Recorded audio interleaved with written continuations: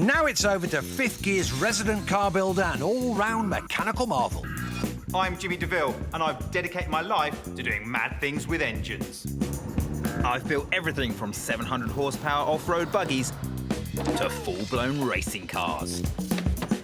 I'm going to demonstrate how you can easily transform the performance, handling or comfort of your car with a few basic tools and a few hours of your time.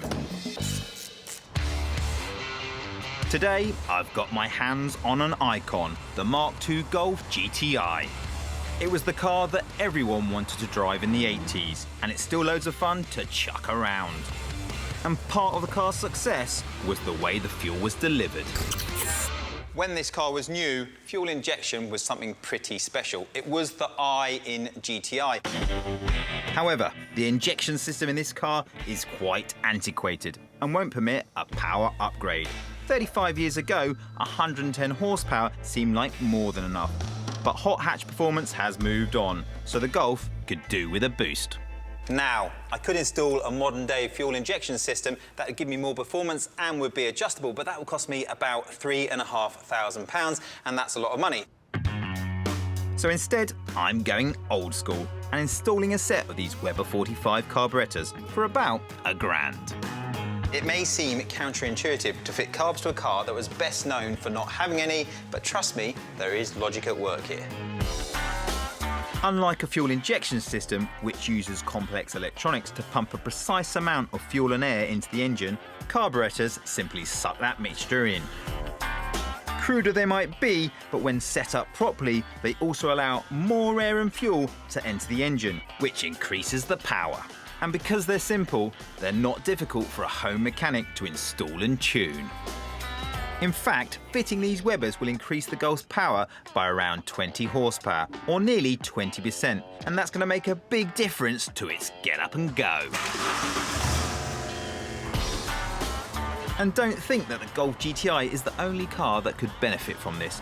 Most vehicles with early injection systems could see similar improvements.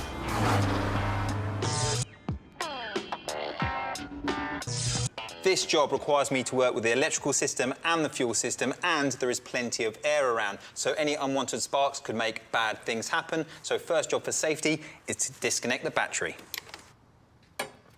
To make space for the new carbs, I've got to replace the inlet manifold with a smaller version. This is the metal casing that feeds the air into the cylinders. And doing that means removing the easy bits that are in the way. The air filter, hoses and throttle cable. Then I need to disconnect the old injection system.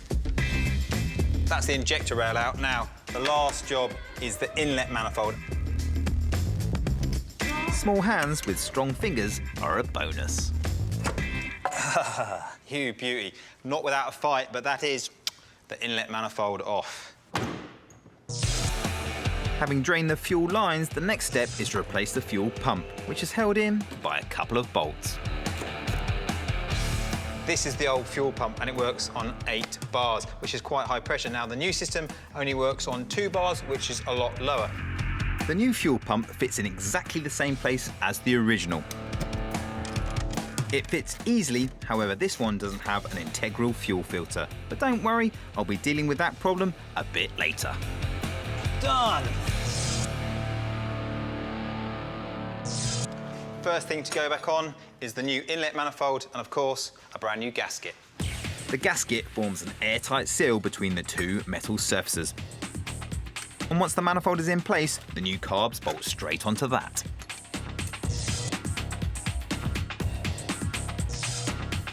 I'm just reconnecting the fuel system to the new carbs. Now, if you remember, when I disconnected the fuel pump, away with it came the old fuel filter. Now, it's really important that all cars have a fuel filter because it stops debris going inside the engine, which will absolutely destroy it.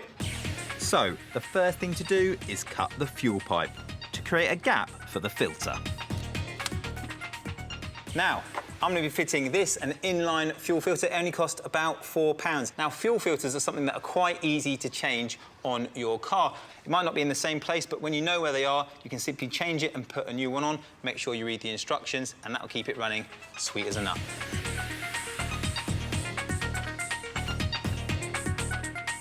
And finally, I've got to reconnect the throttle cable. Okay, this is the moment of truth. Everything is fitted. Now it's time to see if all that hard work has paid off and this actually worked. Paul, you ready?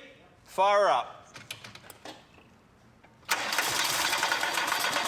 The fuel's just coming back in through the system, so it's going to take a little bit of time. There it goes. Hey. All right, you can hear that this is running, but at the moment these carbs aren't balanced, so it's not running at all well. So the last job to do is use this, a carburetor balancing tool, to get these two set up and synchronised so it runs sweet. This tool only costs £35, and in a job like this, it's invaluable.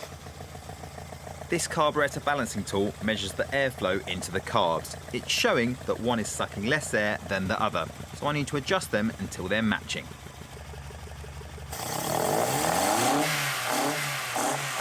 Perfect. Now that's what it should sound like.